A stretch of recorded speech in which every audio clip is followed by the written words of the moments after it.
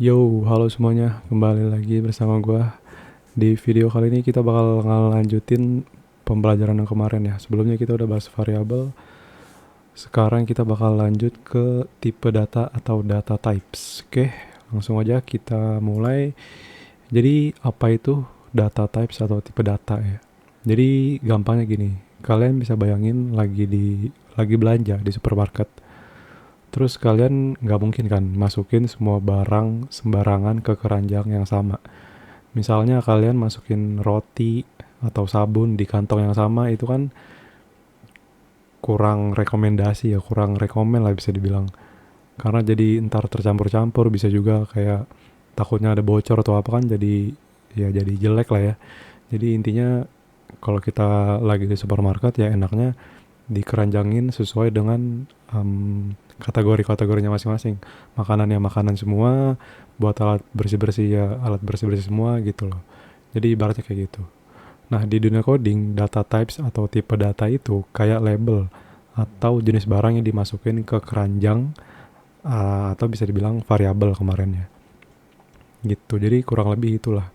Data type itu secara gampangnya kayak sebuah label kategori lah gitu. Nah, ada apa aja sih jenis-jenis tipe data ya? Yang pertama itu ada int atau integer,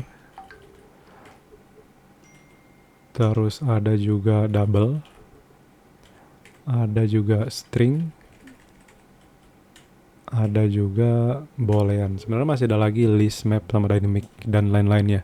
Cuman itu kita bahasnya di nanti aja lah. Ini yang paling paling gampang juga. Yang itu sebenarnya gampang juga, tapi yang ini aja dulu lah, biar nggak bingung ya. Gitu. Jadi ada 4 ya di sini. Dan ini semua punya kategorinya masing-masing. Kalau int atau integer ini dipakai untuk menampung atau menyimpan nilai-nilai yang bersifat angka bilangan bulat. Contohnya,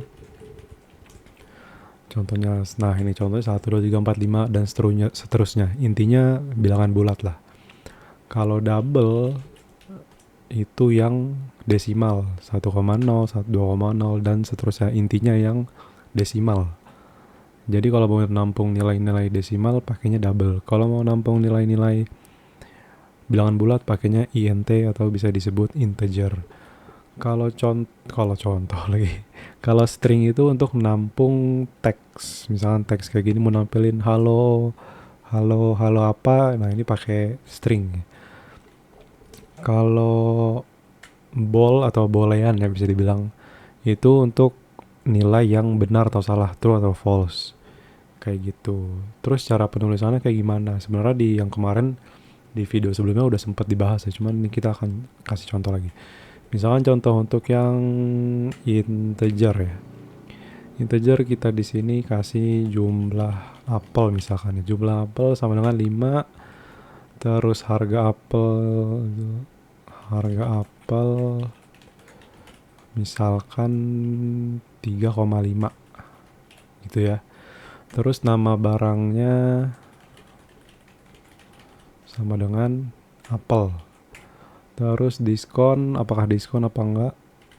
Diskon berlaku sama dengan true ya. Nah, di sini cara-cara penggunaan variabel dengan tipe data yang tadi udah dibahas. Integer buat bilangan bulat, double buat desimal, string buat menyimpan teks atau tulisan ya, dan boolean di sini untuk menyimpan true atau false, apakah iya atau tidak. Gitu. Sesimpel ini. Terus misalkan kita mau otak-atik ya, um, si tipe datanya. Misalkan di sini kita cek dulu apakah diskonnya berlaku. Kalau diskonnya berlaku, kita akan misalkan total harga di sini ya, double total harga sama dengan jumlah apel dikali harga apel. Oke. Misalkan diskonnya berlaku, maka kita misalkan mau kasih diskon 10% gitu ya. Misalkan kasih diskon 10%, total harga sama dengan total harga dikali 0,9. Terus kita sprint di sini total harga. Oke, sekarang kita coba ya. cd bin dulu, dart run tutorial. Nah, di sini kelihatan ya total apelnya seharga 15,75 lah ya. Gitu. Jadi tipe data tuh untuk mengkategorikan apa-apa aja yang akan kita deklarasikan. Misal supaya apa? Sebenarnya sesimpel supaya nggak bingung aja sih. Sama halnya kalau misalkan kita lagi belanja di supermarket ya. Misalkan kita cuma pakai satu keranjang untuk mengisi berbagai macam kategori, misalkan makanan dan bersih-bersih kita satuin.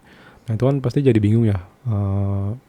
Takutnya ada yang salah ambil atau apa, jadi bingung lah ibaratnya untuk melihat-lihatnya gitu ya. Nah kalau dikategoriin beberapa keranjang itu kan jadi lebih simple, lebih enak, lebih gampang di manage. Jadi ibaratnya ini sama lah kayak gitu.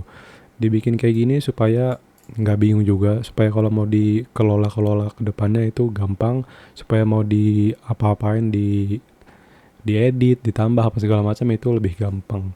Jadi sesimpel itu, sesimpel kategori yang ada di belanjaan kalau mau dianalogi di dunia nyata ya. Jadi tipe data kurang lebih seperti itu. Gampang kan?